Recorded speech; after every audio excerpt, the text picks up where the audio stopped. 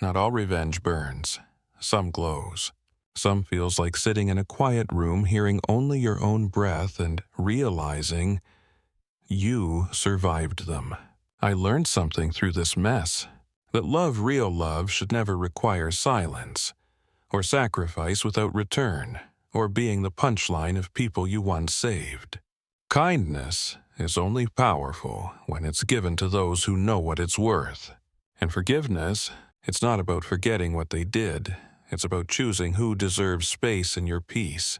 For years, I believed being a good father meant saying yes, covering bills, fixing everything they broke. But sometimes the most loving word you can offer someone is no. No more money, no more guilt, no more chances they haven't earned. What Ashley didn't realize was that her biggest inheritance was never money. It was me. My time, my energy, my presence. And now that I've taken that back, I'm rich in a way I never knew before. Free, quiet, whole. Sometimes revenge isn't loud. Sometimes it whispers. You don't get to decide my worth because I already did. Maybe you've been Richard. Maybe you gave everything your money, your time, your heart to people who thought it was endless. Maybe you've been silent too long, smiling while they took pieces of you thinking, one day they'll see my worth. Or maybe you're standing at the edge of a decision now. To speak up, to set a boundary, to say enough. Let me tell you this, you're not weak for loving deeply. You're not wrong for giving. But you are allowed to stop when giving becomes a slow form of disappearing. You deserve to be more than someone's backup plan wallet or emotional punching bag. You deserve to be seen, heard, respected. And if no one gives that to you, then give it to yourself. Because sometimes the most powerful revenge is not burning bridges, but building a better life on the other side. Thank you for listening to this story. If it made you feel something, anger, hope, clarity, leave a comment. Tell us, what would you have done if you were Richard? And if you've ever walked away from someone who didn't see your worth, welcome, you're not alone. This wasn't just a revenge story. It was a lesson, and maybe a beginning. See you in the next one. Revenge Stories. San Diego, 10 years ago. The house was warm with laughter. Emily was 17, glowing in her prom dress, spinning in front of the mirror. Her mother, Susan, stood behind her adjusting the corsage, whispering motherly advice. And I stood in the doorway watching the two people I loved most in the world. That night felt perfect, but perfect never lasts. 3 months later, Susan was gone. Stage 4 breast cancer. Swift, brutal. She died holding my hand, making me promise just one thing. Take care of Emily. She'll need you more than ever. And I did. Every soccer game, every college tour, every heartbreak. I was there. A single dad with no rule book, just love and a desperate need to keep my promise. I sold my firm, took early retirement, built a life around Emily's dreams. The house she grew up in, I kept it spotless, sacred. The same kitchen where Susan made pancakes every Sunday. The same porch where we watched Emily open her college acceptance letters. It wasn't just a house, it was everything we had left. And when Emily graduated, I surprised her. It's yours now, a fresh start. She cried, hugged me like she did when she was 10. For a while, I believed I'd done enough. I promised I'd kept it. But that was before Jason, before the silence, before the call that shattered everything. Emily used to light up every room she walked into. She was vibrant, curious, kind. She called me Pops even through college. We had inside jokes, movie nights, and long drives with the windows down and 80s music blasting. She dreamed of writing novels, living by the coast, maybe adopting a dog named Hemingway. I was proud, but something shifted. 8 months ago, it started small. Phone calls became shorter. Texts turned into one-word replies. Then came the excuses. Too busy for dinner, too tired to talk. I told myself it was just adulthood. She was carving her own path, but the sparkle in her voice, it was gone. And then she introduced me to Jason. Jason Morrison. Tall, sharp suit, sharp smile, too smooth. He shook my hand, firm grip. Held eye contact too long. Complimented my parenting like a sales pitch. Emily clung to his arm. Eyes glazed with something I couldn't place. "Isn't he great, Dad?" I smiled, nodded. But inside, every instinct screamed. There was something wrong. Jason talked about investment opportunities and how Emily should stop relying on old money. He laughed when I mentioned her writing. Said the future was in crypto, not fiction. From that day forward, Emily drifted further. She started calling me Robert instead of Dad. The last time she hugged me, she felt cold, like a stranger wearing my daughter's face.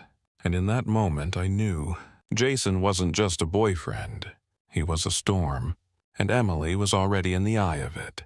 After Jason appeared, Emily changed not overnight, but piece by piece. It started with her job. She quit her internship at the publishing house, said it was a waste of time. Jason had bigger plans for her. He said he'd teach her how to build real wealth. Next, her wardrobe shifted from vintage cardigans and paint-stained jeans to designer heels and tailored blazers. Her smile tighter, her laugh less frequent. I invited them over for dinner one night. Jason showed up an hour late, no apology. He talked over Emily, corrected her when she spoke, called her babe like punctuation. He pulled out his phone. Mid-conversation, checked crypto charts, laughed at boomers who didn't get it. I saw Emily shrink in her seat. I asked about her writing. She looked at Jason, hesitated, and said, that was just a phase. A phase. Her childhood dream reduced to a footnote. I tried to talk to her afterward gently. "Emily, are you okay? You seem different." She flinched. "Dad, stop. Jason says you're always judging, always doubting me." Jason says. Those two words haunted me. Every decision, every opinion filtered through him. Her independence wasn't real. It was curated, engineered. Jason didn't just take her heart, he hijacked her identity. And I was the enemy now, the father who held her back, the burden she had to escape. And I didn't know it yet, but escape was exactly what she was planning. It was 2:14 a.m. The hospital was quiet, except for the soft beep of my heart monitor and the hum of machines keeping me stable. I had suffered a heart attack the second in 2 years. Pain still gripped my chest. Morphine dulled it, but couldn't touch the ache growing in my soul. Then my phone rang. My hand trembled as I answered. "Dad, it's me, Emily." Her voice flat, cold. Not the warmth I knew, not my daughter. "I'm getting married tomorrow," she said. My chest tightened. The apartment and the car, they're sold. Jason and I are leaving town. I just wanted to say goodbye. Just like that. Like tossing a match into a house and walking away. My vision blurred. "Emily. Wait, the apartment. The one I bought for you. Yes, we needed the money for the honeymoon, for our future. You had no right. I'm 27, Dad. I don't need your permission anymore." The silence after stung worse than her words. All those years, sleepless nights, sacrifices, building a life to give her everything.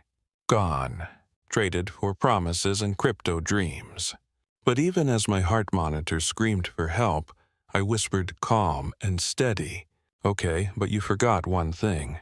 She paused, confused. "What do you mean?" I smiled through the pain. Because that apartment, she never really owned it. And Jason had just stepped into my trap.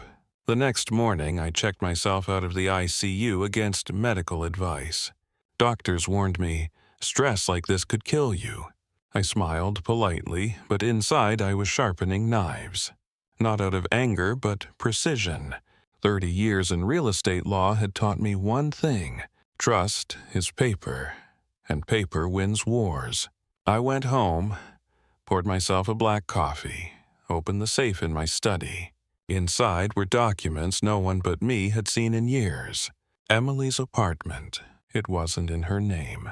It never was. I had placed it under the Marshall family trust with me as the sole trustee. Emily was listed as a lifetime beneficiary. She could live there, but she couldn't sell it, not legally. The title couldn't transfer without my signed consent, which of course she didn't have. Jason had convinced her to sell a property she didn't own. Fraud, felony grade, and now every email, every transfer, every forged signature, evidence. I called Marcus Hayes, a private investigator I'd worked with for decades. I need a full profile on Jason Reed. Background finances everything. Money's no issue. Marcus didn't ask questions. He just said, "I'll have something in 48 hours. I hung up and stared out the window. Emily thought she had broken free. Jason thought he'd won. But this wasn't over. This was just the beginning. Marcus didn't waste time. By the next evening, he stood in my living room with a manila folder. His face told me everything. "You're not gonna like this, John." He dropped the file on my coffee table. I opened it. The name on top, Jason Reed. Age 34, occupation investor, but no business license, no LLC, no paper trail. Just smoke and mirrors. "He's done this before," Marcus said. 3 women in the last 6 years. All sudden relationships, all whirlwind engagements, all lost thousands, some everything. He preys on women from stable families. Looks for signs of wealth, emotional dependency, recent trauma. Emily was perfect. Her mother died 4 years ago. She leaned on me until Jason showed up. Each previous relationship ended with drained accounts, pawned assets, and a man who disappeared the moment the well ran dry. None of them pressed charges, I asked. Marcus shook his head. Embarrassed, manipulated. He knows how to make victims doubt themselves. I stared at Jason's photo. That smug, polished smile. The kind con men wear like armor. He's staying at the Waldorf downtown, Marcus added. Room 812. Been there since the sale went through, so he was still in town, still close, still believing he'd pulled off the perfect con. I closed the folder. My hands didn't shake anymore. Thanks, Marcus. Now it's my turn. Because Jason hadn't just messed with my daughter. He'd stepped into my world now, and I play for keeps. I didn't call ahead, didn't send a warning text. I just showed up Waldorf Astoria, room 812. He opened the door, wearing a silk robe and a fake smile. "Mr. Marshall, what a surprise." I pushed past him into the suite. "We need to talk, now." Jason tried to play calm, poured himself a drink. "If this is about Emily, I think it's best you let her make her own choices." I placed the trust documents on the glass table, right between us. "You conned the wrong family, Jason." His eyes flicked over the papers. Trust deed, ownership structure, beneficiary status, and then the kicker forgery detection analysis on the sale agreement. I let it sink in. Emily didn't own the property, never did. Jason's face tightened. No more fake charm. She signed. I have documents. Documents signed under false pretenses. Fraud, Jason. You sold property you had no legal right to touch. I leaned forward, voice low, steady. I've worked 30 years in real estate law. You think I didn't build in safeguards, the escrow's being reversed. The funds are frozen, and the buyer's already notified. He tried to laugh. It didn't land. You can't prove intent. I slid over the manila folder from Marcus. Photos, records, names of his former victims. I don't have to. Your pattern speaks for itself. Jason stood voice sharp now. What do you want? I smiled. I want you gone, out of her life, permanently. He stared at me, calculating. And if I don't, then the DA gets this file, and you get to practice your charm in prison." Jason's bravado cracked, but only for a second. He poured another drink slower this time. Something in his eyes shifted, calculating. "You think you've got me cornered, but you don't know her like I do." I leaned in. "I know exactly who she is. I raised her while battling grief bills and loneliness. I know her better than you ever will." Jason set the glass down with a clink. "Emily loves me. She won't just walk away because you told her to." I didn't blink. "I'm not asking her to walk away. I'm giving you the chance to." I slid a white envelope across the table. "Plane ticket. One way to Miami. Cash enough to keep him quiet. You've got 24 hours, Jason. Take the flight, disappear. No press, no prison, no public shame." "And if I don't?" he asked, eyes narrowing. I opened the second folder. Letters of intent from the buyer's fraud affidavit signed DA contact cards. "You'll be wearing orange by next week, and your next suite will have bars, not butlers." He sat still. The silence stretched long. "You came prepared," he muttered. "Always," I said. "That's the difference between you and me. You con with charm. I fight with facts." He looked down at the envelope again. Temptation, escape. Defeat dressed as opportunity. 24 hours, I repeated. After that, there's no deal. Just consequences. I stood, buttoned my coat, and walked to the door. "Oh, and Jason, leave the Rolex. It's probably not yours either." That night, my phone rang at 11:43 p.m. Emily. Her voice was fragile. A whisper trying not to break. "Dad, I don't know what to believe anymore." I exhaled slowly, steadying my tone. "Tell me what's going on, sweetheart." "Jason. He said you forged everything, that you're jealous, that you've always tried to control me." There it was, the poison he'd planted taking root in her doubt. "Emily, I raised you alone. Do you think I would lie to you now after everything?" She didn't answer immediately. "He showed me text messages from his exes, said they're bitter, said they just want revenge." "No, Emily, they want justice, and they came forward because they saw the same red flags in your story." She broke, tears in her voice now. "But I loved him, Dad. I believed in him." "I know, sweetheart. That's what he counts on, believing women with kind hearts and trusting eyes." Silence again. Then, "He's packing. Told me we're leaving for Miami tomorrow morning. Said it's our fresh start." I sat down, heart pounding. "He's running. And he's taking you with him, not because he loves you, but because you still have something he wants." Her breath caught. I found a second phone in his suitcase, messages to another woman. He called her the same pet names he used with me. She sobbed. "How could I have been so blind?" "You weren't blind, Emily. You were trusting. And that's not your failure, it's his crime." "Emily's." His voice had steadied, but just barely. "I need to get out, but I don't know how. He's watching everything. My phone, my movements." I lowered my voice, calm but firm. "Listen to me carefully. Do not confront him. Do not argue. Play along for now." "But, Dad," she whispered, panic seeping in. "Emily, I need you to trust me one more time. Like you used to when you were little and thunder kept you awake." A shaky breath. "Okay. Tomorrow morning, leave the suitcase by the door. Tell him you're taking a walk to clear your head. Don't look back. Go straight to the place I text you now." "Where are you sending me?"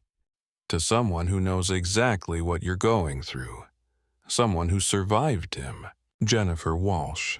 I had already arranged it. Jennifer agreed to meet her at a downtown cafe neutral ground safe for manipulation. "She'll help you see what you've been too close to understand." Emily hesitated then. "He said he'd protect me from you. But he's the one I'm scared of now. That fear means your instincts are waking up, and that's good.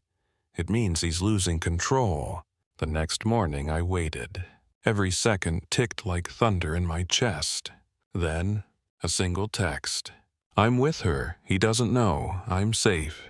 And just like that, the illusion shattered. Not by force, but by truth wrapped in compassion and delivered in time. At the cafe, Emily sat across from Jennifer, her hands trembling around a lukewarm cup of tea. Jennifer placed a leather folder between them. No dramatics, no judgment. You need to see this for yourself. Inside were photocopies, marriage licenses, restraining orders, bank records, and worst of all, love letters, each one nearly identical to the ones Jason had written Emily. He said this exact line to me. Emily whispered, finger tracing the sentence. You saved me from my past. With you I can finally breathe again. Jennifer nodded. He said the same thing to Amanda. And to me. Almost word for word. Emily's breath caught. She looked up, eyes wide with the sting of realization. He never loved me. He loved what I had.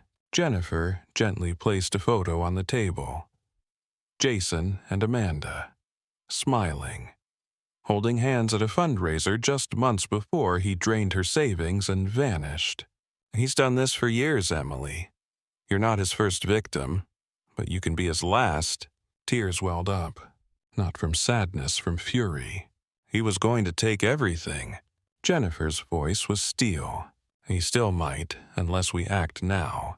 Emily pulled her phone from her bag, scrolling past old photos messages until she found the one she'd ignored for too long. Me. She tapped call. Dad, I'm ready. Let's finish this. And just like that, the daughter I thought I'd lost was finally standing by my side. Not just as my child, but as a witness. Jason thought Emily had gone for a jog. He had no idea she was planning his downfall. With Jennifer's help and Marcus, my longtime investigator, we set the trap. Emily would play the part for one last time, the trusting, naive fiancé. I'll text him tonight, she said, her voice steady now. Tell him I want to transfer some of my inheritance to our joint account. Say I'm ready to invest in that fake real estate project. I raised an eyebrow. Are you sure you can pull this off? Emily gave a tight smile. He taught me how to lie. It's time he learns how it feels. That night, Jason took the bait. You have no idea what this means to me, babe. He texted with a heart emoji that had once melted her. Now it made her stomach turn. We arranged a meeting. A wire transfer $200,000 set to go through the next morning. Except it was a decoy. Fake funds flagged by Marcus's legal team with law enforcement watching every move. Jason walked into the Chase Bank branch in downtown Los Angeles, wearing a crisp suit, sunglasses, and his signature smug grin. Emily watched from across the street, hidden behind tinted windows. Hands clenched, heart pounding. He thinks he's untouchable, she muttered. Then the moment came, just as Jason handed over the withdrawal slip. Mr. Walker. Two federal agents stepped forward, badges flashing. You're under arrest for wire fraud, identity theft, and financial conspiracy. Jason's face twisted. Not in shock, but in betrayal. He looked across the street and saw her. Emily. No tears, no panic. Only justice in her eyes.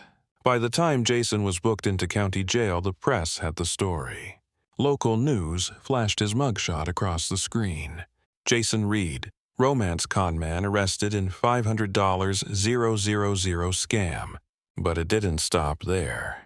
Marcus handed everything the fake business records, forged signatures, evidence from Jennifer, and two other ex-fiancés to the district attorney's office. They saw a pattern, predator, repeat offender, and suddenly, Jason Reed wasn't just a headline, he was a case study. Emily's story. Our story became the lead piece on Dateline within 2 weeks. They interviewed Jennifer, Amanda, even the detective who cuffed him. Each of them told the same chilling narrative. Charming man, quick romance, shared accounts, financial ruin. Rinse and repeat. But it was Emily's recorded call that broke hearts across the country. I thought he loved me. I thought we were building a future. He was building an escape route. Public outrage exploded. Women wrote in. Viewers demanded tougher laws. Jason became a symbol not of seduction, but of systemic manipulation. Even now, I remember the DA's words. Your daughter's bravery helped us stop a serial fraudster. She saved others from falling next. And in that moment, for the first time in months, I saw something in Emily's eyes I thought was gone. Pride. Not just in herself, but in surviving him. The courtroom was cold, not from the air conditioning, but from the tension. Jason sat at the defense table, his once pristine appearance now hollow. No Rolex, no charm, just a man surrounded by consequences. Emily walked in head-high, shoulders steady, but I could see her hands trembling. The prosecutor called her to the stand. State your name for the record. Emily Green. And your relationship to the defendant? She paused just a second. He was my fiancé. Gasps rippled. The judge banged her gavel. What followed was over an hour of testimony. Emily described the lies, the manipulation, the emotional abuse wrapped in roses and whispered dreams. He told me I was his only one, that we'd start a business, build a life, but all he wanted was my inheritance.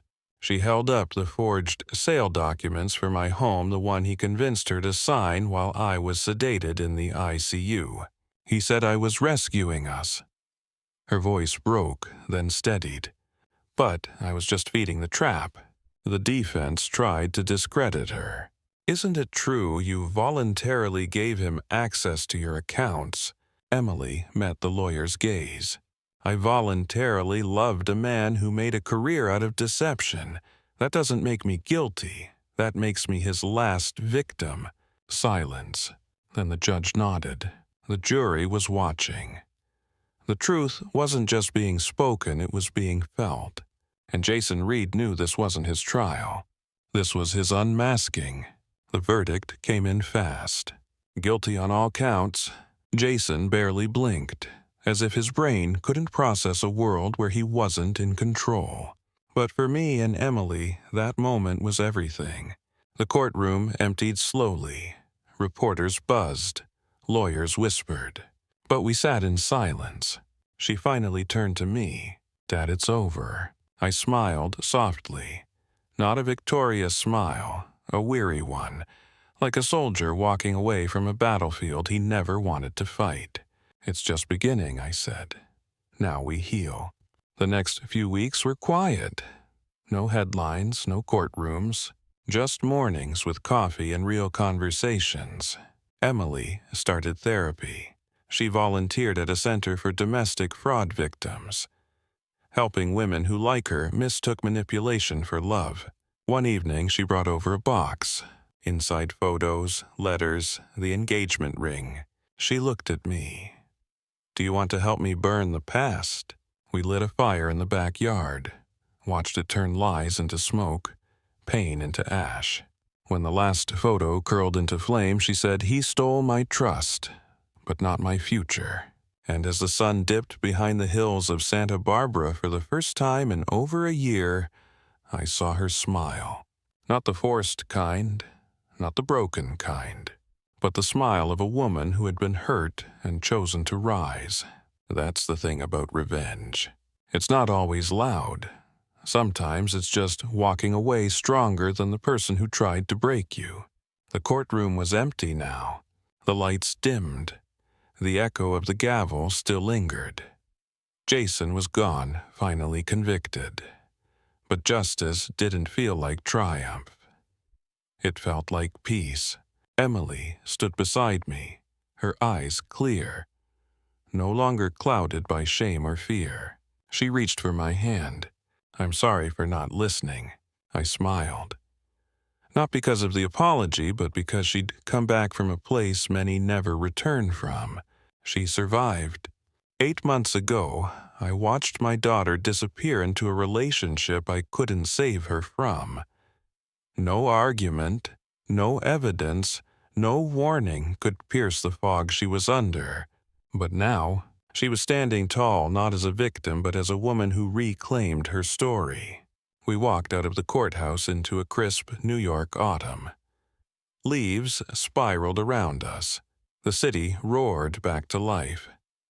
And for the first time in almost a year, Emily laughed. Not a forced laugh, not a polite chuckle, but real from the gut. I hadn't heard that sound since before Jason. It hit me then, this wasn't just the end of a con. It was the rebirth of my daughter. Some people think revenge is about rage, but it's not. Real revenge is clarity, it's truth, it's exposing darkness with light even when that light burns. Jason thought he could manipulate Steele disappear like he had with others before, but he made one mistake. He underestimated a father's love and a daughter's strength, because this wasn't just about money. It was about trust. It was about years of sacrifice, of quiet protection, of promises made to a woman who was no longer here, but whose legacy still lived in both of us. To anyone listening, if your gut is whispering that something is wrong, listen to it. If someone you love is drifting away under someone else's control, don't give up on them. Even when they don't believe you, even when they call you controlling, even when they walk away. Stand your ground. Protect what matters, because truth always finds a way. And predators, they always slip eventually. So when they do, be ready. Not with vengeance, but with proof, with courage, with love. This isn't just my story. It could be yours, your sister's, your daughter's. Don't let it end in silence. If this story moved you, hit like, subscribe, and share it with someone who needs to hear it. Let's stop the Jasons of the world together. This was She Sold My House While I Was in ICU Revenge Stories.